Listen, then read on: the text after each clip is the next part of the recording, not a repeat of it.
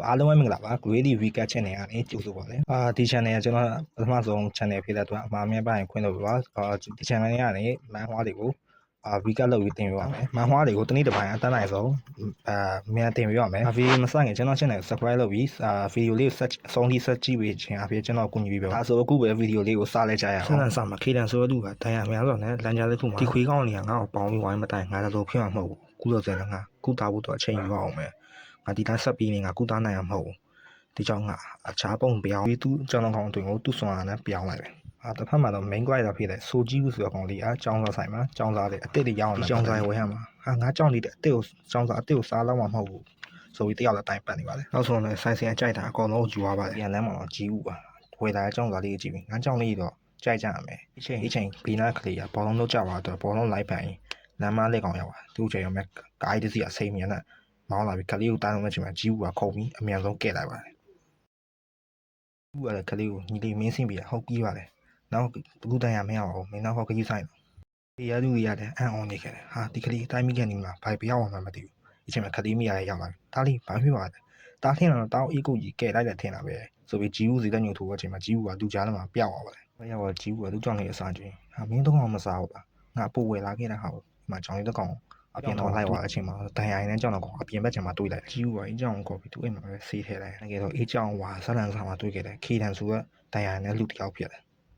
ခီတန်နိုးလာတဲ့အချိန်မှာတော့ငါဘယ်ရောက်နေရလဲဟောငါကြောင်ပုံဖြစ်ပြောင်းလိုက်လိုက်တယ်ပဲအေးချင်းမှာဂျီဦးကဝင်လာပြီးဟာမင်းနိုးလာပြီပဲငါမင်းတို့တွေ့မှာတွေးနေဆိုတီရောမောင်စိတ်ပူလိုက်တာ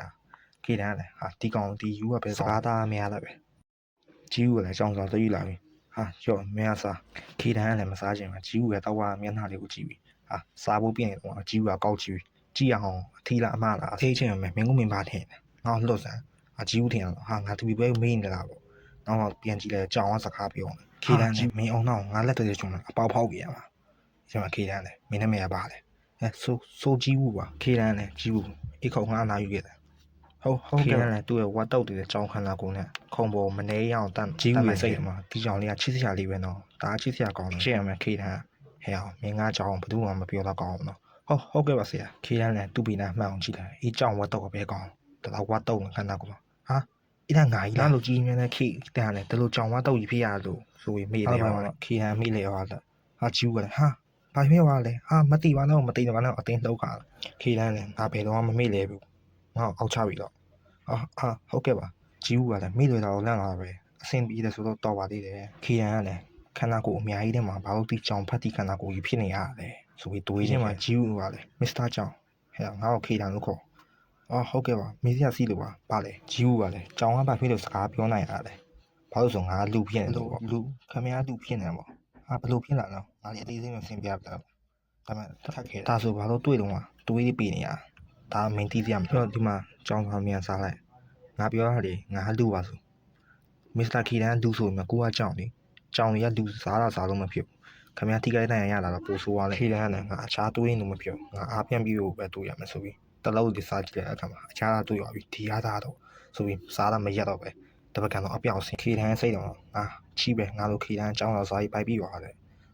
ဒါငါစားတော့မဟုတ်ဒီဖက်တီကြောင်ဖက်တီတော့ကြီးဦးကလည်းမစ္စတာခီတန်ကျွန်တော်အပြင်သွားလိုက်ပဲတော့လိမ့်ဆန်စီအောင်လေ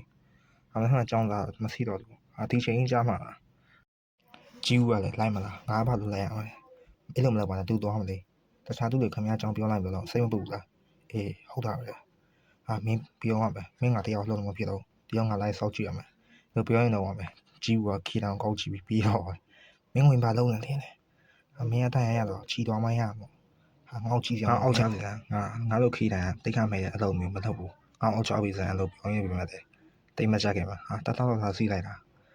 ဘာလို့ငါလို့ပြောရလဲစိတ်ပြောစီကန်းရောက်ပါဆရာမင်္ဂလာပါတောင်းတာစိုးကြီးကိုတော်တော်နောက်ကျဟင်မှာဘာလုပ်ရလဲအကြောင်းကတော့ဝဲလာပြီးတော့ဒီကြောင်လေးဆေးဆေးချင်လို့အေးချင်းမှာခီရန်ပေါ်ပေါက်တော့ကြီးဘူးကသူ့လှည့်စားလိုက်တယ်တောင်းကလည်းဒီဝလာကြောင်တော်ပဲပါခီရန်မှာဆရာဝန်ကကြောင်ပုံစံနဲ့ကြောင်နာမည်လုံးဝမလိုက်ဘူးပြီးတော့ခီရန်လည်းဒီကောင်ငါတတ်လိုက်ရမှာအေးချင်းမှာဆရာဝန်ကလည်းတကူလုံးတိုင်းကြည့်မှာခီရန်ကခံရမှာဆက်ဆရာကြီး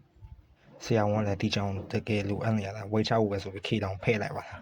ခီရန်စိတ်ရမှာဒီကောင်တက်လိုက်တင်ပြီလားအိမ်ပြန်လာမှာခီရန်ရုတ်တရက်ကြီးဒီနားမကောင်းဆိုးဝါးကြောင်နေပါလေစီလားဒါကြီးဦးကလည်းအနောက်ဘက်လမ်းကြားလေးလဲကြည့်လိုက်ချင်တာပါကြာရွယ်လောက်စီတဲ့ကြောင်ကြီးတော့ပေါ်လာခဲ့တော်တော်လန့်အောင် မင်းပြောမကောင်းဆိုးအကြောင်းလား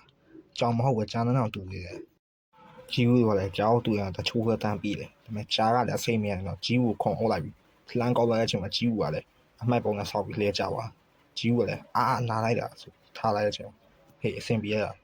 တော်ပါလေအင်ကြီးဝတ်ထိပါလို့ကြီးဦးကလည်းလက်နေပါစီရင်ကောင်းအောင်ပဲငါအိတ်ကလည်းမပါလာတယ်ဒီချိန်မှာကြောင်ရတာလှမ်းခုံအုပ်တဲ့အချိန်မှာကြီးဦးကရုပ်တည်နေမှာငါနားမလားဟီရှာ